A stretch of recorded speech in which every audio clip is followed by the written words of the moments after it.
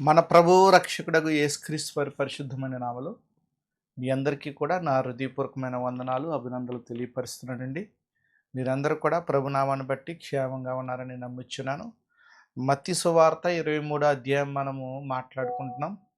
ఇది పార్ట్ 5 అండి. ఇది పార్ట్ 5 అంటే పార్ట్ 2 ప్రకారంగా మనం మాట్లాడుకుంటే మొదటి భాగము, రెండవ భాగం, మూడవ భాగం, నాలుగవ భాగము, ఐదవ భాగం. ఇది ఐదో భాగము. పార్ట్ 5 అండి. ఇది మత్తయి సువార్త 23వ అధ్యాయం 1 నుంచి 12వ వచనాల వరకు ఉన్న ఆ విలువైన మాటలు మనము తెలుసుకుంటున్నాం. తర్వాత 13, 14 మొదటి శ్రమ, మొదటి విలాపము. 15వ వచనమే రెండవ శ్రమ, రెండవ విలాపము. 16 నుంచి 22 వరకు కూడా మూడవ శ్రమ, మూడవ విలాపము. 23, 24 నాలుగవ శ్రమ, నాలుగవ విలాపము. 25, 26 ఇంకా అలా చూసుకుంటూ మనకి 7 శ్రమలు, 7 విలాపాలు మనకి కనపడతా ఉంటాయి. లాస్ట్గా 38, 39లో 37లో ఆయన చెప్తాడు, యెరూషలేమా యెరూషలేమా ప్రవక్తలో చంపుచు నీ యొద్దకు పంపబడిన వారిని రాళ్ళతో రువ్వుచున్నదానా, కోడి తన పిల్లలు రెక్కల కింద ఎలాగ చేర్చుకుని అలాగే నేను నీ పిల్లలు ఎన్నో మార్లు చేర్చుకోవాలని ఉంటుంది, కానీ మీరు వల్లకపోతిరి, నా మాట వినలేకపోతిరి. ఈ ఐదో భాగంలో చెప్పవచ్చిన విషయం ఏంటంటే, తమకు లోబడగా ఉండనే ఇతరులను లోబడమని చెప్పేవారు. అంటే వీళ్ళు శాస్త్రులు, పరిసయ్యుల గురించి మనము కొన్ని అంశాలు అంశం ప్రకారంగా మనం చూసుకున్నట్లయితే, కొన్ని మాటలు మనం చూసుకున్నట్లయితే, వీళ్ళు యూదా మత నాయకులు. ఈ యూదా మత నాయకులు వీళ్ళు ఏం చేస్తారంటే, వీళ్ళు అసలు చేయవచ్చిన పని ఏంటంటే, యేసుక్రీస్తు ప్రభువు వారు ఎందుకు వీళ్ళని ఖండించడానికి కారణం ఏంటంటే, అసలు మొదటి విషయము నేను మీకు చెప్పి రెండో విషయానికి వెళ్తాను. అసలు మొదటి విషయం ఏంటంటే, యేసుక్రీస్తు ప్రభువు వారు దేవాలయంలో ఉన్నప్పుడు జరుగుతున్న సంఘటన. ఇది మంగళవారం దినాన్ని జరిగిన సంఘటన. ఇంకా శుక్రవారం దినానికి అయినాక యెరూషలేములకు వెళ్ళిపోవటం, గురువారం రాత్రి ఆయన పట్టుకోవటం, ఆయన శ్రమల కాలంలో జరుగుతున్న సందర్భం. ఈ మత్తయి సువార్త 23వ అధ్యాయం కానీ, 24వ అధ్యాయం కానీ, 25వ అధ్యాయం కానీ ఈ సందర్భాలే మనకు తెలియపరుస్తాయి. పైపెచ్చు వీళ్ళు ఎందుకు వినలేకపోయారు ప్రశ్న. వీళ్ళకి ధర్మశాస్త్రం తెలుసు, ధర్మశాస్త్రానికి లోబడుతున్నామన్న ఆలోచన కలిగి ఉన్న వీళ్ళు ఎందుకు లోబడలేకపోయారు అంటే, వీళ్ళు బాహటంగా రచ్చరేఖలు, చెంగులను కట్టుకుని వీళ్ళు పైకి కనపడుతున్నారు తప్ప, పైకి మేము నీతిమంతులుగా వీళ్ళు సర్టిఫికెట్ ఇచ్చుకున్నారు తప్ప, దేవుడు వీళ్ళు నివసించలేదు, యేసు ప్రభు గారు వీళ్ళు నివాసాన్ని కోరలేదు, పైపెచ్చు పరిశుద్ధాత్ముడు వీళ్ళు ప్రవేశించలేదు. అంటే పరిశుద్ధాత్ముడికి ఇంకా రావటానికి కారణం ఉన్నది. యేసుక్రీస్తు ప్రభువు వారు అక్కడ కనపడుతున్నారు. ధర్మశాస్త్ర యుగంలో మాట్లాడుతున్న సువార్తలుగా మనం దీన్ని గుర్తించాలి. ఇంకా ఆయన ధర్మశాస్త్రాన్ని పొల్లైనను సున్నైనను ఆయన కొట్టివేయటానికి వచ్చేసాడు. కొట్టివేయడానికి వచ్చేసినప్పుడు ఈ లోకరక్షకుడు వాళ్ళ ముందుండి వాళ్ళకి ఉపదేశిస్తున్నప్పుడు ఉపదేశాన్ని అంగీకరించుకోకుండా ఆయన మీద తిరగబడటం జరిగింది. పైపెచ్చు జనాల్ని మారు మనసు పొంది దేవుని రాజ్యం గురించి ప్రకటించవచ్చిన వీళ్ళు ఏం చేశారంటే, మొదటి విషయంలో ఏం చేశారంటే, వాళ్ళు అలా ప్రకటించుకోకుండా మేమే నీతిమంతులము, మాకు మీరు వందనాలు చెప్పాలి, మేము అగ్రహ పీఠం మీద మోసే కూర్చుని పీఠం మీద మేము కూర్చుంటాము, మేము ఎలాగ ధర్మశాస్త్రాన్ని పొల్లైనను సున్నైనను పాటించేవారు, మేము నీతిమంతులమని అల్టిమేట్గా వీళ్ళు అనుకుంటున్నారు. అది కాదండి. నీతిమంతుడు కావాలంటే నీతిమంతుడైన ప్రభుని అంగీకరిస్తే నువ్వు నీతిమంతురాలు అవుతావు, నీతిమంతుడు అవుతావు. యేసుక్రీస్తు ప్రభువుని అంగీకరించలేకపోగా పైపెచ్చు వీళ్ళు మేము సమాధానం కలిగి ఉన్నామని చెప్తున్నారు. ఇది మొదటి విషయం. రెండో విషయం ఏంటంటే, యూదా నాయకులైన వీళ్ళు దేవుని రాజ్యం గురించి నిమిత్తం సిద్ధపాటుగా ప్రజలను మారు మనసు నొందినట్లుగా వారిని నడిపించవలసిన వారుగా ఉండగా ఏం చేశారంటే తిరస్కరించారు. యెహెజ్కేలు గ్రంథము యెహెజ్కేలు గ్రంథంలో కూడా ఈ మాట మనకు కనపడుతుంది. యెహెజ్కేలు గ్రంథంలో కాపర్ల గురించి మాట్లాడుతూ అక్కడ ఒక విలువైన మాట మనము చూడొచ్చు. యెహెజ్కేలు గ్రంథము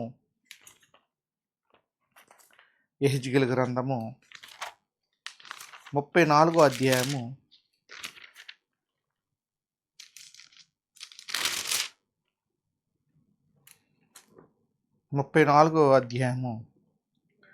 3వ వచనం చూడండి. మీరు క్రొవ్వున గొర్రెలను వధించి క్రొవ్వును తిని బొచ్చును కప్పుకుందురు కానీ గొర్రెలను మేపరు. బలహీనమైన వాటిని మీరు బలపరచరు. రోగము గల వాటిని స్వస్థపరచరు. గాయపడిన వాటిని కట్టరు. తోలివేసిన వాటిని మరలా తోలికి రారు. తప్పిపోయిన వాటిని వెతకరు. అది మాత్రం కాక మీరు కఠిన మనస్సుకులై బలాత్కారంతో వాటిని ఏలుదురు. కఠినమైన మనస్సు అండి, కఠినమైన మనస్సు మీకు గుర్తుందా? కఠినమైన మనసు మీకు గుర్తుందా? ఒక సమరయుడు పడిపోతే దాన్ని తిండంగా లేవి అతను వెళ్ళిపోతా ఉంటాడు. ఆయనకంటే ముందు వీళ్ళు వెళ్ళిపోతూ ఉంటారు త్రోవలో. లాస్ట్లో ఒక సమరయుడు గుడ్డ కట్టి నూనె రాసి మళ్ళీ వచ్చి మళ్ళీ వెనకిస్తానంటే వాళ్ళు ఏమి లేదండి, జాలి కనికరం లేదు. వాళ్ళు జాలి కనికరం లేని ఈ పరిసయ్యులు శాస్త్రులు మనకు కనపడుతున్నారు. వీళ్ళు చెప్పిదరే కానీ చెయ్యురన్న మాట మనం అర్థం చేసుకోవచ్చింది ఏంటంటే వీళ్ళు హృదయపూర్వకంగా ప్రభుని అంగీకరించట్లే అన్న ఆలోచన కలిగి మనం ఉండాలి. అందుకనే యేసుక్రీస్తు ప్రభువు వారు వీళ్ళని అయ్యో వేషధారులైన శాస్త్రులారా పరిసయ్యులారా మీరు సున్నము కొట్టిన సమాధులను పోలి ఉన్నారు. సున్నము కొట్టిన సమాధులు మీరు. వాళ్ళు సున్నము ఎలాగైతే పెయింటింగ్ కొడతాదో లోపలన్నీ కల్మషం కలిగిన వారు. వీళ్ళు సత్యాన్ని అవలంబించలేని వారు, సత్యవాడుగులో నడవలేని వారు. ఇది రెండో విషయంగా మీరు గుర్తించుకోవచ్చింది. రెండో విషయంలోనే వీరు దేవుని ప్రవక్తను అయిన యాహానును బాప్తిస్మిచ్చి యాహాన్ని తృణీకరించారు. అలాగే మెస్సీను కూడా తృణీకరించారు. వీళ్ళు ఏ కోవకు చెందినవారంటే శాస్త్రులు ఏ కోవకు చెందినవారంటే ఎజ్రీ గారు ఉన్నారే ఆ కోవకు చెందినవారండి. ధర్మశాస్త్రాన్ని పాటించే వాళ్ళండి పరిసయ్యులు, ధర్మశాస్త్రాన్ని పాటించిన వాళ్ళండి. మూడో విషయంగా నేను చెప్పబోయే అంశం ఏంటంటే, మూడో విషయంగా నేను గుర్తించుకోవచ్చు, మీరు ఆలోచించుకోవచ్చిన విషయం ఏంటంటే, అందరు చూచినట్లు భుజ బలము పరిసయ్యుడిగా వీళ్ళు తీర్చిదిద్దబడ్డారండి. ఈ మూడో విషయంలోనే పార్ట్ బిలో చూస్తే కొంచెము చేపు వేచి ఉండుము అని చెప్పే పరిసయ్యులండి వీళ్ళు. అందులోనే పద్దులు రాసి పెట్టే పరిసయ్యుడండి. అతడు చేయవలసిన ఒక పనిని ముగించే వరకు వేచి ఉండమని చెప్పేవాడండి. తర్వాత ఇందులోనే డి అంటే ధనము కలిగిన పరిసయ్యుడండి, ధనాభివృద్ధి కలుగు చేసుకున్న వ్యక్తి అండి. అందులోనే ఏంటంటే నేను చేసిన తప్పులు నాకు చూపించమని చెప్పే పరిసయ్యుడండి, నేను చేసిన పాపం ఏంటో నాకు చూపించమనే వ్యక్తి అండి. తర్వాత ఇన్ని లక్షణాలు కలిగి ఉన్న వ్యక్తిని మనము ఈరోజు చూస్తున్న పార్ట్ 5లో. అంటే వీళ్ళు ప్రకారమైన మనస్తత్వం కలిగి ఉన్నట్లయితే మనం ముగించేస్తున్నాను. సంఘములో ఆ రకంగా ఉన్నట్లయితే మీకు అల్టిమేట్గా ఒక 2-3 వచనాలు మీకు చూపిస్తానండి.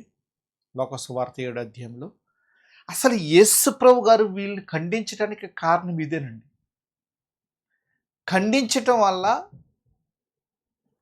మనిషి మార్పు చెందుతాడండి.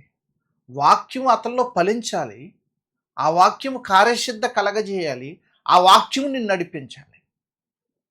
అలా నడిపిస్తేనే, అలా కొనసాగితేనే, అలా నడుచుకుంటేనే మనం దేవుని యొక్క పనిని సంపూర్తిగా నెరవేర్చగలము. సంపూర్తిగా నెరవేర్చలేమనుకో దేవుని యొక్క పనిని మనం అంగీకరించలేము, పైపెచ్చు దేవునిలో మనం ఉండలేము. కాబట్టి నా తప్పును నాకు చూపించమన్న వాళ్ళు ఉన్నారు. కానీ నేను చేసిన పాపం ఏంటో నాకు చూపించమని చెప్పే సేవకుడి దగ్గర నిలబడే విశ్వాసులను కూడా అనకూడదు. వాళ్ళని చూపించంటారు వాళ్ళు. సేమ్ అంటే ఇదే పరిచయాలకి శాస్త్రులకి కోవకు సంబంధించిన వ్యక్తులు ఉన్నారండి మనకి. అందుకనే సామెతల గ్రంథంలో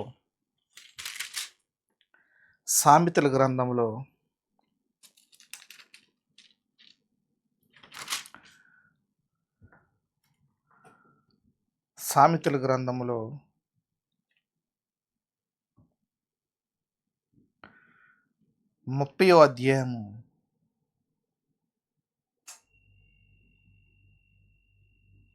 12వ వచనం చూడండి. తమ దృష్టికి తాము శుద్ధులై తమ మాల్యము నుండి కడగబడిన వారి తరమ కలదంట. శుద్ధులు అనుకుంటున్నారంట, నీతిమంతులు అనుకుంటున్నారంట, మేము పాపులం కాదనుకుంటున్నారంట ఈ పరిచయులు శాస్త్రులు. అవును, మనం అందరం పాపులమే. అల్టిమేట్గా పరిచయులు శాస్త్రులు కూడా పాపులే. అందుకని నేను ప్రధాని పాపిని అంటాడు అపొస్తలుడైన పౌలు గారు. ముగించేస్తున్నాను. ఇటువంటి తరం వారి పట్ల మనం చాలా జాగ్రత్తగా ఉండాలి. అందుకని యేసుక్రీస్తు ప్రభువు చెప్పే మాట ఏంటంటే 12వ వచనంలో, తన్ను తాను హెచ్చించుకునేవాడు తగ్గింపబడును, తన్ను తాను తగ్గించుకునేవాడు హెచ్చింపబడును.